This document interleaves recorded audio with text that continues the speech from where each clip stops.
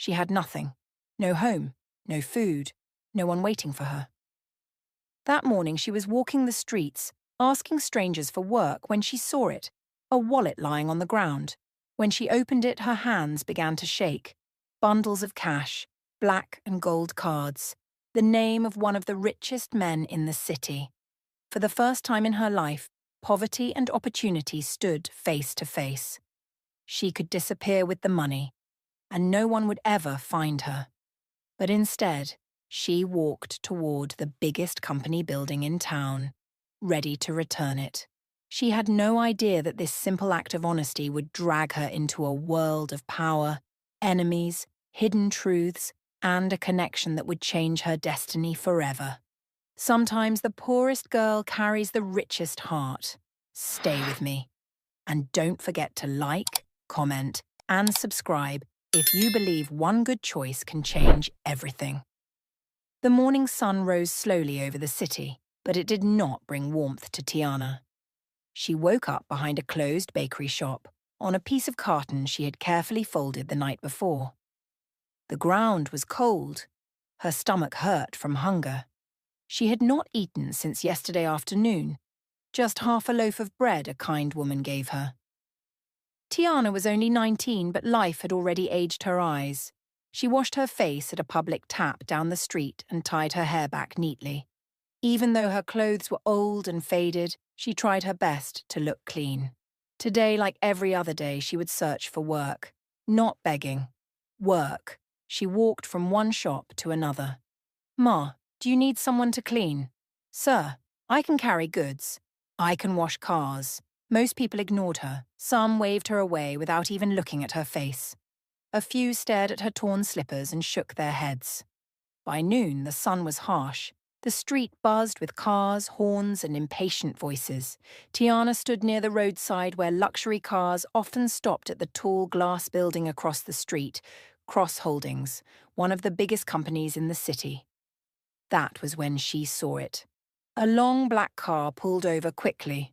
The door opened and a tall man stepped out, speaking angrily on the phone. "I said fix it before the meeting," he barked. Even from a distance, Tiana could tell he was important. His suit was sharp. His shoes shone. Everything about him said power. He walked quickly toward the company gate without looking back. The car drove away. Something small dropped near where the car had stopped. At first, nobody noticed, but Tiana did. She stepped closer. It was a wallet. A thick, heavy wallet. Her heart began to beat faster. She looked around. The street was busy, but no one seemed to care. She picked it up slowly. The leather was smooth and expensive. When she opened it, her breath caught in her throat. Money. So much money. Neatly folded bills filled one side. On the other side were shiny black and gold cards. There was also an ID card. Damien Cross. CEO. Her fingers trembled. Damien Cross. Everyone knew that name. One of the richest men in the city. Some said he owned half of it. Tiana swallowed hard. That money could rent her a small room. It could buy food for months. It could change her life overnight. No one saw her pick it up. No one would know. A group of young boys nearby noticed her staring into the wallet. "Hey," one of them whispered. "You're lucky. That's your breakthrough. Run before someone sees you." Another laughed. Tiana closed the wallet slowly. Her stomach growled painfully. She imagined warm food, a soft bed, new clothes, safety. Then she imagined something else. Her mother's voice. "Even if we are poor, we must never be thieves." Tiana's eyes filled with tears. She was poor, but she was not a thief. Without thinking too much, because if she thought too much she might change her mind, she turned toward the tall glass building across the street. Cross Holdings. Her legs felt weak as she walked toward the massive gate. Security guards stood outside, dressed in dark uniforms, watching everyone closely. People in suits walked in and out confidently. Tiana tightened her grip on the wallet. As she approached the gate, one of the guards blocked her path. "Where do you think you're going?" he asked coldly, looking at her torn slippers. I need to return something," she said softly. The guard's eyes narrowed. "What do you have there?" She opened the wallet just enough to show the ID. His expression changed instantly. Before she could explain, he grabbed her wrist tightly. "Thief!" he shouted. Within seconds, another guard rushed over. People began to stare. Some shook their heads in disgust. "I'm not a thief," Tiana cried. "I found it on the road." But no one listened. They dragged her toward the security office.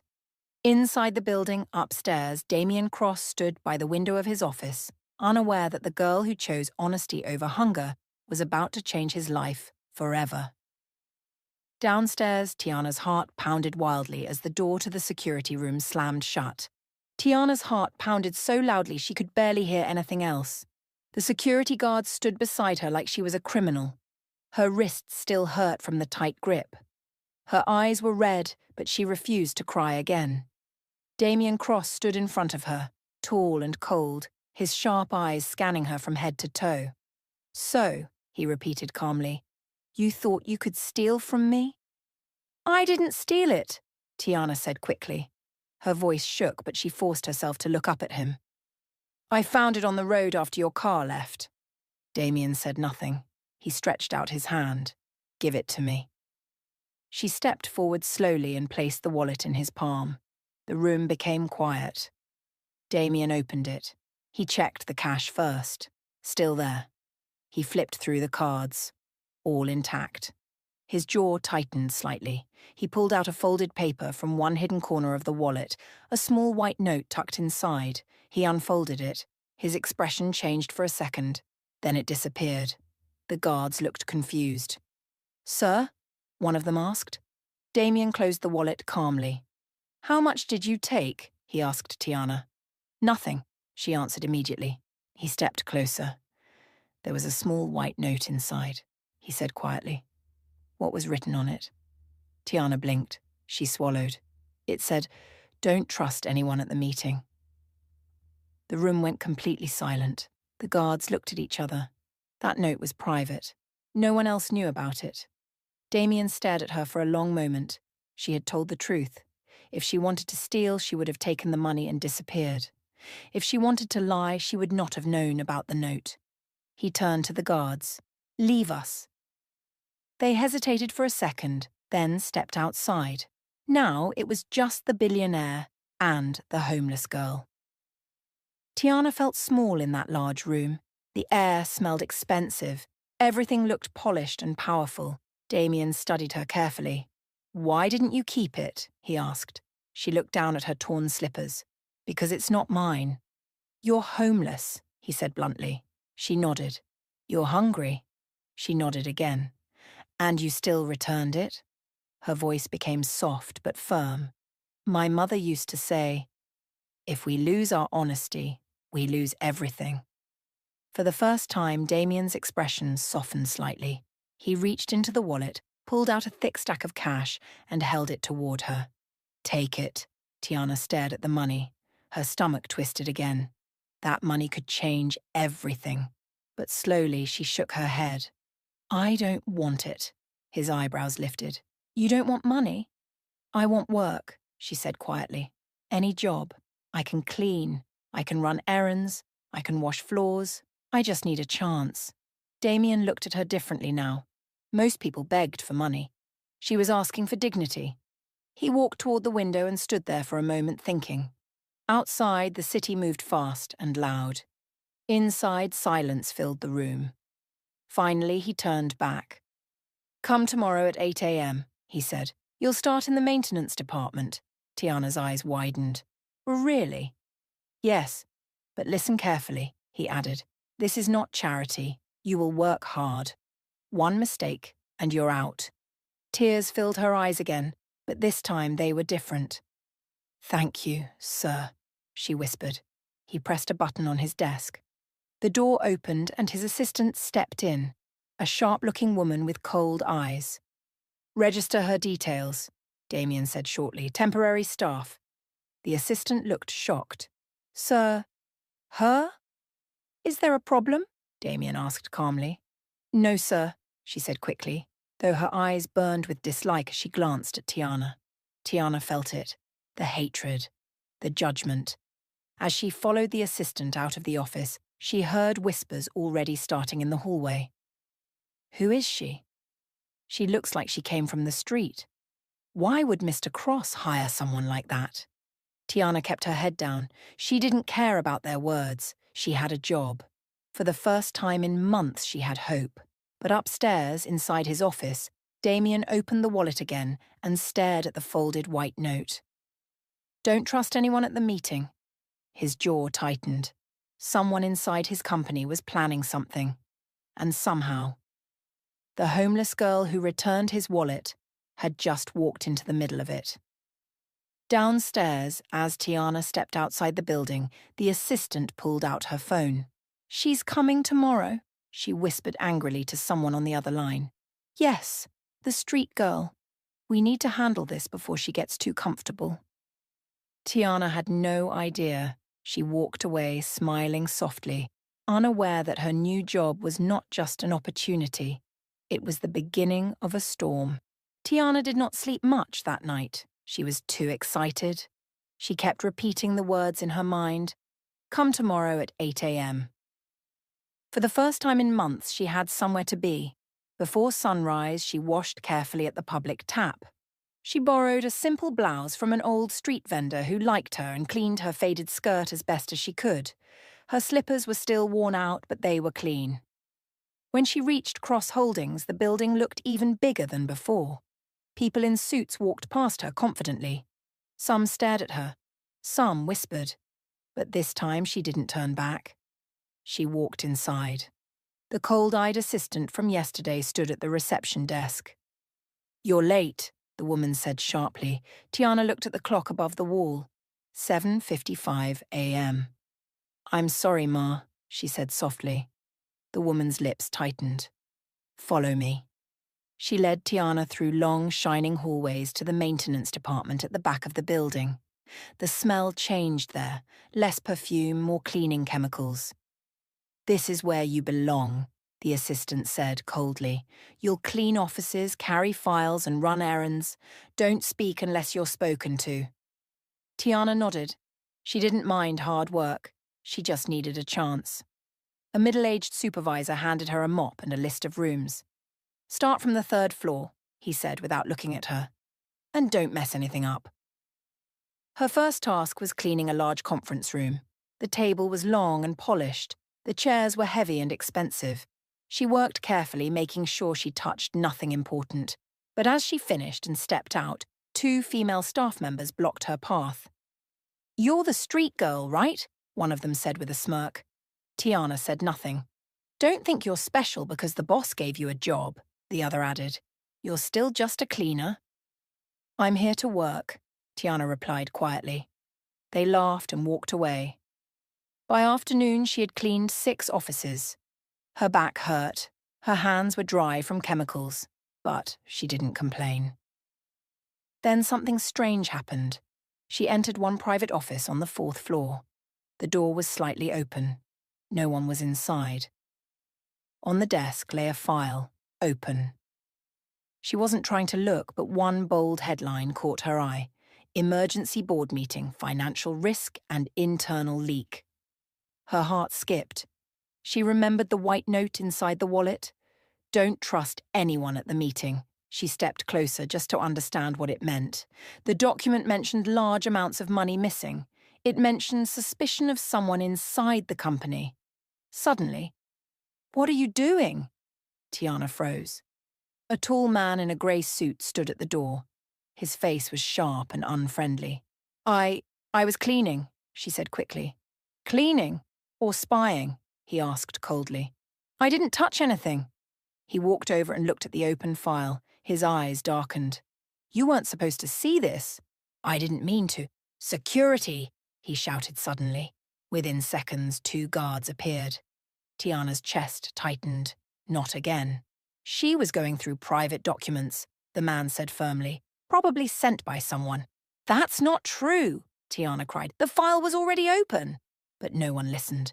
They dragged her downstairs to the supervisor's office. Her heart broke. Was this a mistake? Was she never meant to escape the street? Moments later, Damien Cross walked into the room. He looked from the guards to Tiana. What happened? he asked calmly. She was spying on confidential files, the man in grey said. This is serious. Damien turned to Tiana. Did you open the file? No, sir, she said honestly. It was already open. I was cleaning. I only saw the headline. And what did it say? Damien asked quietly. Tiana hesitated. Then she answered carefully. Something about financial risk and an internal leak. The man in grey stiffened. Damien noticed. He looked at the guards. Leave. They stepped out. Now it was just the three of them. Damien studied Tiana's face. There was fear there, but not guilt. He turned slowly to the man in grey. Why was a confidential file left open in an unlocked office? He asked. The man said nothing. Silence filled the room. Finally, Damien spoke. Tiana, go back to work. Her eyes widened. Sir? You heard me.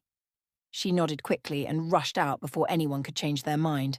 But as she walked back toward the hallway, she felt something cold run down her spine. The man in grey was staring at her, not with anger, but with warning. And as she picked up her mop again, she heard him whisper under his breath, This girl is going to be a problem. Tiana didn't know it yet, but she had just stepped into something far bigger than cleaning floors. And someone inside the building was already planning her downfall. Tiana tried to focus on her work, but her hands would not stop shaking. The man in the grey suit had not taken his eyes off her the rest of the afternoon. Even when she was cleaning far down the hallway, she could feel his stare burning into her back. She finished her tasks quietly and avoided looking at anyone. But before she could leave for the day, the cold-eyed assistant appeared again. Mr. Cross wants to see you, she said flatly. Tiana's heart dropped. Had she done something wrong again? She followed the assistant upstairs. This time the hallway felt longer, the air felt heavier. When she entered Damien's office, he was standing by the window, looking down at the city. Close the door, he said calmly. She did. For a moment there was silence. Then he turned to face her. You saw something today, he said. Yes, sir. Tell me exactly what you saw. Tiana swallowed. I saw a file on the desk. It was open. I only read the title. It said something about financial risk and an internal leak. Damien's expression didn't change. Did you touch it? No, sir. Did anyone tell you to look at it? No. He studied her carefully as if trying to read her thoughts. Tiana, he said quietly, this company is not as peaceful as it looks. There are people here who smile in front of me and betray me behind my back. She listened closely. You walked into something sensitive, he continued, and because you are new and easy to blame, you are now a target. Her chest tightened. A target? Yes. If money continues to go missing, they will accuse you. You are poor. You are new. You have no one to defend you. The truth hurt, but she knew he was right. What should I do? She asked softly. Stay invisible, he replied. Do your job. Speak to no one about what you saw. Trust no one. She nodded. Yes, sir. As she turned to leave, he added, And Tiana? She stopped. Be careful. Those 2 words followed her all the way downstairs. That evening, she finished work later than usual. The sky had already turned dark. The building lights glowed behind her as she walked back toward the street where she usually slept. She was tired, but her mind was restless. Someone inside that building was stealing money, and someone was already trying to make her look guilty. When she reached the small corner behind the bakery where she kept her few belongings, she froze. Her carton was gone. The small bag that held her spare blouse was gone. The thin blanket she used at night was gone. In their place were ashes, burned pieces of fabric. Her knees became weak. She dropped to the ground slowly. No, she whispered. Someone had found her sleeping spot. Someone had destroyed the only things she owned. Tears streamed down her face. This was not random. It was a warning. Leave, the message said without words. Her body trembled as she hugged herself. She had nowhere else to go. As she sat there in shock, she heard footsteps behind her. She quickly wiped her tears and turned around. It was the old fruit vendor who had lent her the blouse that morning. "My child!" the woman gasped. "What happened here?" Tiana couldn't speak. The woman looked at the ashes and shook her head slowly. "Some people cannot stand a good heart," she murmured. Tiana felt something break inside her. "I only wanted to work," she whispered. "Why does trouble keep following me?" The woman gently placed a hand on her shoulder. "Because light attracts darkness," she said quietly. At that exact moment across the street, a black car stopped briefly. Inside the car, someone watched her through tinted glass. The man in the grey suit. He smirked slightly. "She'll quit soon," he muttered to himself, but he didn't know Tiana. She wiped her tears slowly and stood up. She had lost everything before. She had survived worse. If they wanted her gone, they would have to try harder. What she didn't know was that this was only the beginning.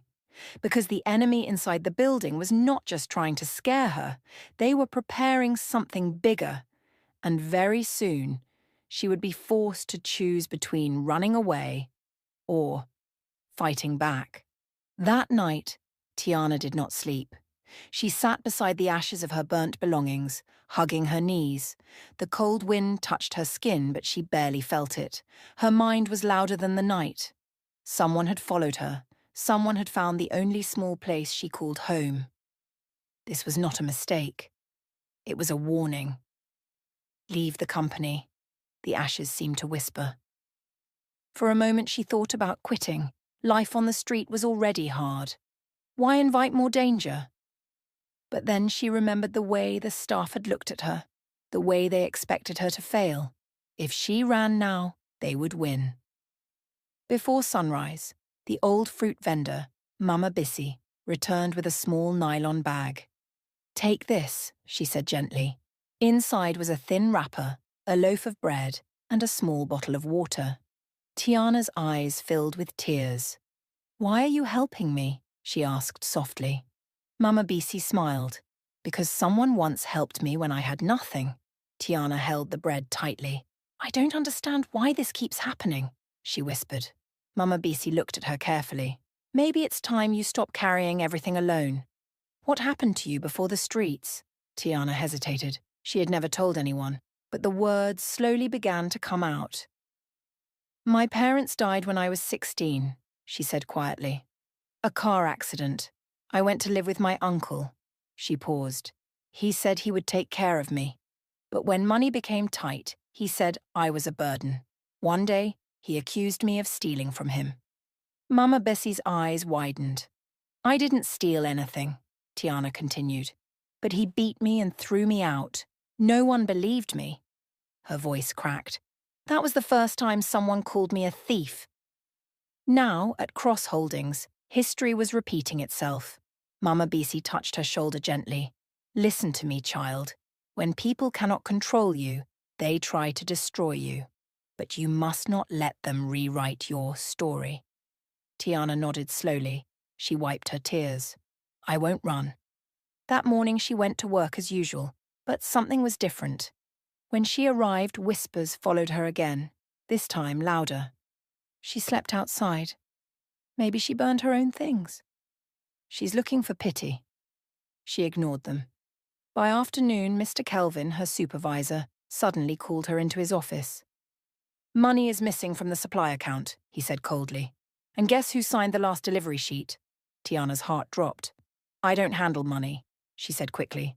"But your name is here," he said, showing her a paper. She stared at it.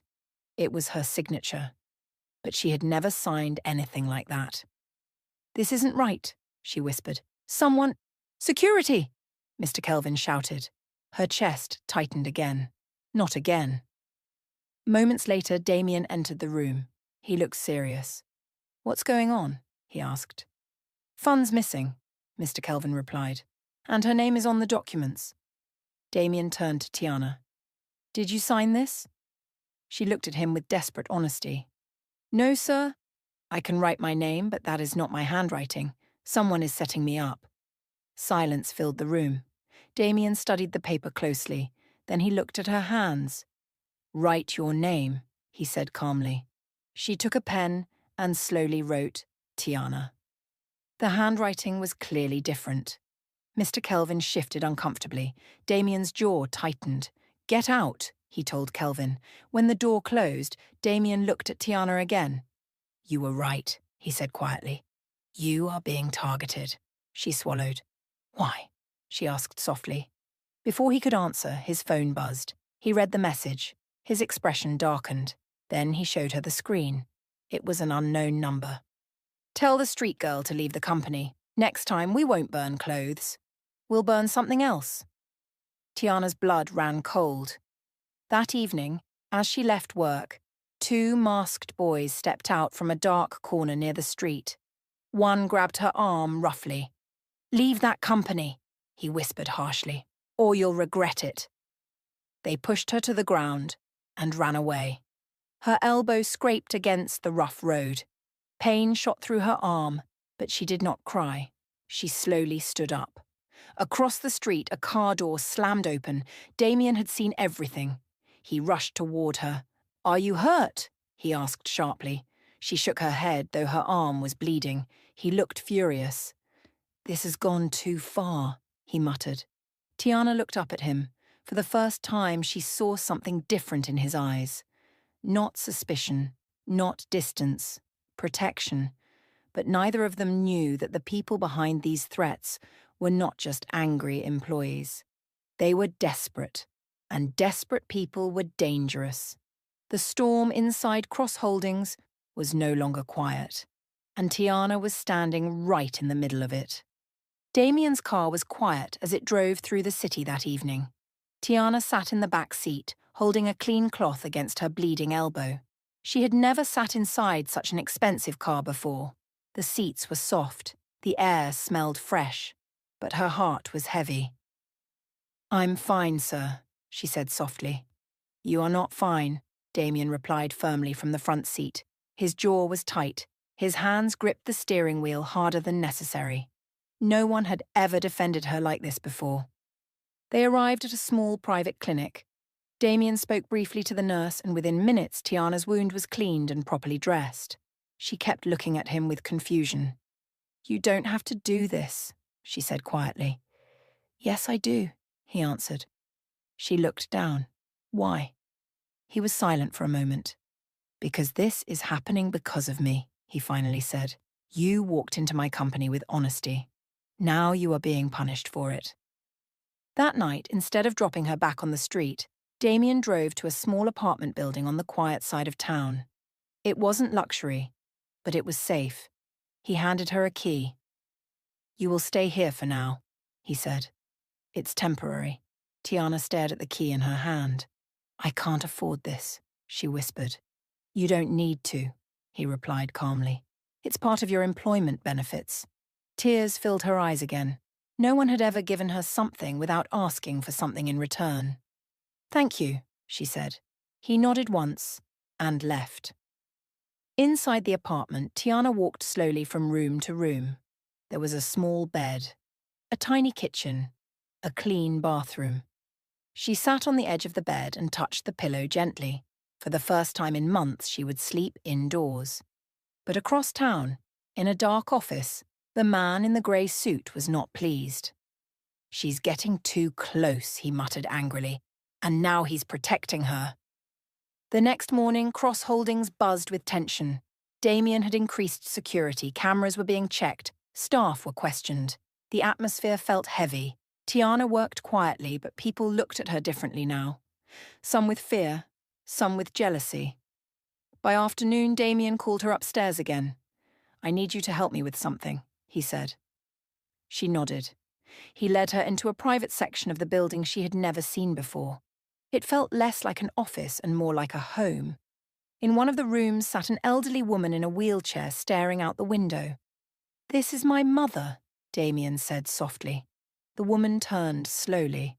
Her eyes were warm but tired. So this is the honest girl, she said gently. Tiana felt shy. Yes, Ma. The elderly woman smiled. Come closer. Tiana stepped forward. Damien doesn't trust easily, the woman said. If he is protecting you, then you must be special. Tiana glanced at Damien. His face was calm, but she saw something softer there. For the first time, she realized something important. Damien was not just a powerful billionaire. He was a son, a man carrying pressure, a man surrounded by enemies. Later that evening, while Tiana was arranging some files in the private office area, two staff members walked past, whispering, "She thinks she's important now. Let's see how important she feels tomorrow." Tiana ignored them, but she did not see the small envelope one of them slipped into her cleaning cart. The next morning, everything exploded.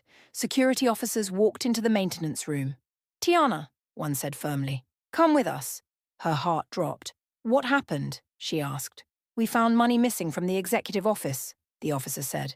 "And this was found in your cart." He held up the envelope. Inside was a thick bundle of cash. Tiana's breath left her body. "That's not mine," she whispered. They escorted her upstairs. The hallway was full of watching eyes. Whispers filled the air again. She finally showed her true colours. "I knew it." In the main office, Damien stood waiting. He looked at the money. Then he looked at Tiana. His face was unreadable. "Tiana," he said calmly, "did you steal this?" Tears gathered in her eyes. "No, sir, I swear, someone put it there." Silence filled the room. Everyone waited. Would the billionaire believe the homeless girl again? Or would this be the end? Damien took a slow breath. Then he said something no one expected. "Check the cameras." The room went quiet, because if the cameras were checked, someone inside the building would be exposed, and this time there would be no hiding. The room was silent after Damien said those two words. "Check the cameras." The staff exchanged nervous glances. The security officer hesitated for a moment, then nodded and stepped out. Tiana stood in the center of the office, her hands shaking. The envelope of money lay on the desk like a curse. She felt the same pain she had felt years ago when her uncle accused her of stealing. No proof. No support. Just shame. One of the staff members crossed her arms. "Sir, we all saw the money in her cart," she said sharply. "What more proof do we need?" Damien did not look at her. "We need the truth," he replied calmly. Minutes later, the head of security returned with a laptop. The office lights dimmed slightly as the footage appeared on the screen. The video showed the maintenance hallway from earlier that morning. There was Tiana pushing her cleaning cart. She entered one office. She came out. Then, a man walked past casually. The man in the grey suit. He stopped beside her cart. He looked around. No one was watching. He slipped something inside. The video froze. The room went completely silent. The man in grey stiffened. "That footage is edited," he said quickly. "This is ridiculous." Damien's eyes turned cold. "Play it again." The security officer replayed it from another camera angle. Clearer this time. The envelope. His hand. No doubt. The staff began whispering. "You set her up?" "Why would he do that?" The man in grey's face darkened. "She has been snooping around confidential files," he snapped. "She's a risk. I was protecting the company." "No," Damien said quietly. "You were protecting yourself." He walked closer. "Funds have been disappearing for months. You were in charge of internal auditing. You tried to use her as a shield." The man's mask finally fell. "You don't understand," he shouted angrily. "I built this company with you. I deserve more." "You deserve prison," Damien replied coldly. Security stepped forward. As they grabbed him, the man glared at Tiana. "This isn't over," he hissed. "You think you've won? You don't even know who you are." Those words sent a chill down her spine. He was dragged away. The office slowly emptied, leaving only Damien and Tiana. She finally broke down. Not loudly, not dramatically. Just quiet tears rolling down her cheeks. "I'm tired," she whispered. "Why does this keep happening to me?" Damien looked at her differently now. Not as an employee, not as a responsibility, but as someone who had been fighting alone for too long. "You didn't break," he said. "That's why." She wiped her face slowly. Later that evening, as she returned to the small apartment he had given her, Her phone buzzed. An unknown number. Her hands trembled as she opened the message. If you want to know the truth about your parents' accident, meet me tomorrow, alone. Her breath stopped. How did they know about her parents? Her heart began racing. The message continued. Your parents didn't just die, they were silenced. Tiana felt the room spin. All these years, she had believed it was just an accident. She sat on the edge of the bed, staring at the screen. Was this another trap? Or was this the truth she had never been given? The next morning at work, she could barely focus. Damien noticed. What's wrong? He asked quietly. She hesitated. Then slowly she showed him the message. His expression darkened immediately. This is dangerous, he said. But what if it's true? She whispered. What if someone knows something? Damien clenched his jaw. They want to lure you out. After yesterday, someone is desperate. Tiana looked at him. If I don't go, I'll never know. Silence filled the office. Finally, Damien spoke. You will not go alone. Her eyes widened. You'll come with me? No, he said firmly, but you won't be unprotected. She took a deep breath. Tomorrow could change everything. As she left his office, she didn't see the shadow watching from the end of the hallway. The real enemy had not been caught yet. The man in grey was only a piece of the puzzle. And now Tiana was about to step into something far bigger than stolen money. Tomorrow night she would face the truth, and the truth might destroy everything she thought she knew. Tiana did not sleep that night. She sat on the edge of her small bed staring at the message again and again. Your parents didn't just die, they were silenced. The words felt heavy. For years she had accepted the story. A car accident, rainy night, bad luck. But what if it wasn't that simple? The next evening, Damien stood in his office, giving quiet instructions to 2 trusted security officers. She won't be alone, he said firmly. Stay hidden. Do not step in unless I say. Tiana stood nearby, her hands slightly trembling. Are you sure you want to do this? Damien asked her one last time. She nodded slowly. I've lived with questions for too long. The meeting location was an old warehouse near the edge of the city. The area was quiet. Too quiet. Tiana stepped out of the car alone. Her heart pounded with every step. Inside the warehouse, a single light bulb hung from the ceiling. A figure stood in the shadows. Who are you? Tiana asked, her voice barely steady. The man stepped forward. It was not the man in the grey suit. It was someone older, someone she recognized. Her breath caught. It was her uncle. You, she whispered. He looked thinner, older, and nervous. You shouldn't have come, he muttered. You said my parents were silenced, she said, her voice shaking. What does that mean? He ran a hand over his face. Your father discovered financial fraud years ago, he said quietly. He worked as an accountant for a major firm connected to powerful investors. He was going to expose them. Tiana's chest tightened. The night of the accident, he continued, he was meeting someone to hand over evidence. Tears filled her eyes. It wasn't just a crash, her uncle said. Their brakes were tampered with. The world felt like it was spinning. Why didn't you tell me? She cried. Because I was afraid, he shouted suddenly. They warned me. They said if I spoke, you would disappear too. She stepped back, shaking. Who are they? Before he could answer, another voice echoed from behind. You should have stayed quiet. Tiana froze. A tall man stepped into the light. One of the company's board members. A man Damien trusted. Everything clicked at once. The missing money, the internal leak, the threats. Her father had tried to expose corruption, and now history was repeating itself. You used the company to hide your crimes, Tiana said, her voice breaking but strong. You killed my parents, the man smirked. Careful with your words. Before anything else could happen, headlights flashed outside. Damien walked in, calm but furious. Your game is over, he said coldly. Police officers followed behind him. The board member tried to run.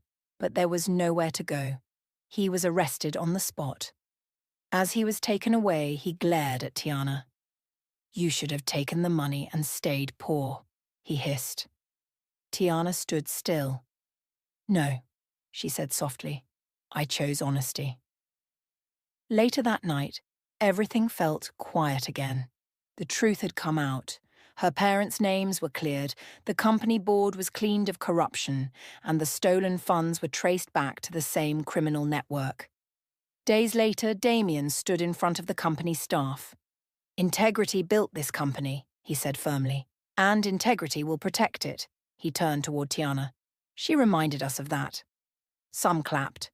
Some looked ashamed. But no one dared to whisper anymore. That evening, Damien handed Tiana a small envelope. Inside was not money. It was a scholarship offer and an official position in the company's training program. "You deserve more than survival," he said quietly. "You deserve a future."